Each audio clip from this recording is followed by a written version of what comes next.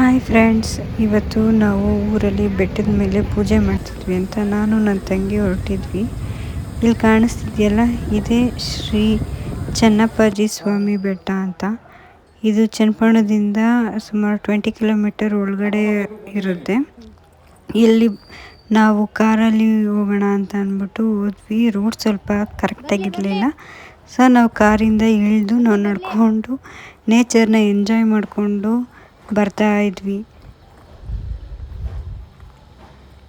ನೋಡಿ ಫ್ರೆಂಡ್ಸ್, ಬೆಟ್ಟಕ್ಕೆ ಕಾರ್ ಹತ್ತುತ್ತಾ ಇಲ್ಲ ಅಂದ್ಬಿಟ್ಟು ನಮ್ಮನ್ನೆಲ್ಲ ಕಾರಿಂದ ಕೆಳಗಡೆ ಇಳಿಸ್ಬಿಟ್ಟಿದ್ದಾರೆ. ಓಹೋ ನಡ್ಕೊಂಡು ಹೋಗ್ತಾ ಇದ್ದೀವಿ. ಬನ್ರಿ ಬೇಗ. ಏಯ್ ಬರೇ. ಬಾಯ್ ಬಾಯ್ ಬಾಯ್ ಬಾಯ್.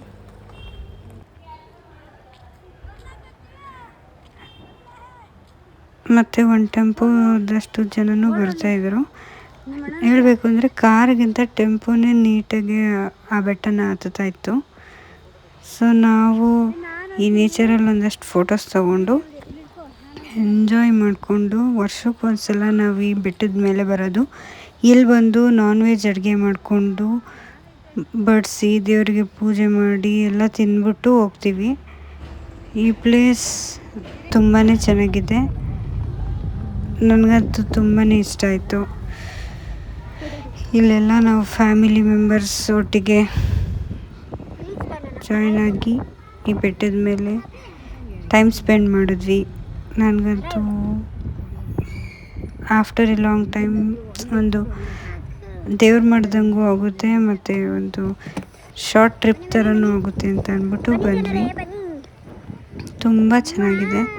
ವ್ಯೂ ಪಾಯಿಂಟ್ ಅಂತೂ ಬೆಟ್ಟದ ಮೇಲೆ ಸಖತ್ತಾಗಿದೆ. ನಾವು ಹೋದಾಗ ವೆದರು ಸ್ವಲ್ಪ ಕ್ಲೌಡಿ ಆಗಿತ್ತು, ಜಾಸ್ತಿ ಬಿಸಿಲಿರಲಿಲ್ಲ. ಹಾಗಾಗಿ ನಾವು ಆರಾಮಾಗಿ ಅಲ್ಲಿ ಎಂಜಾಯ್ ಮಾಡಿಕೊಂಡು ಕೂತ್ಕೊಂಡು ಆ ನೇಚರ್ನೆಲ್ಲ ಅಬ್ಸರ್ವ್ ಮಾಡಿ ಎಂಜಾಯ್ ಮಾಡ್ಕೊಂಡು ಬಂದ್ವಿ.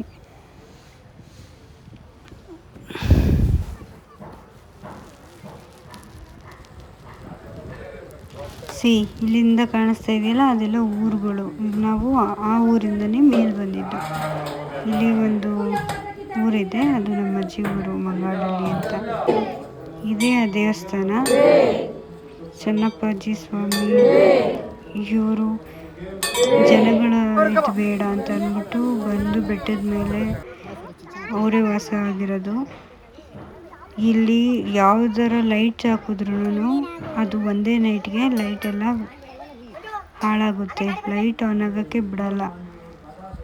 ಏನಿದ್ರು ಬೆಳಗ್ಗೆ ಟೈಮ್ ಅಷ್ಟೇ ಬರಬೇಕು, ನಾವು ಪೂಜೆ ಮಾಡ್ಕೋಬೇಕು, ಹೋಗಬೇಕು. ನೈಟ್ ಯಾರೂ ಇರೋಂಗಿಲ್ಲ. ಆ ಥರ ರೂಲ್ಸ್ ಇದೆ ಈ ದೇವಸ್ಥಾನದಲ್ಲಿ. ಆ್ಯಂಡ್ ಇದು ಫ್ಯಾಮಿಲಿ ಒಟ್ಟಿಗೆ ಹೋಗಿ ನಾನ್ ವೆಜ್ ಅಡುಗೆ ಮಾಡ್ಕೊಂಡು ಪೂಜೆ ಮಾಡಿಸಿ ಎಂಜಾಯ್ ಮಾಡ್ಕೊಂಡು ಬರೋದು ಚೆನ್ನಾಗಿದೆ. ಇದೊಂಥರ ನೈಸ್ ಎಕ್ಸ್ಪೀರಿಯನ್ಸ್.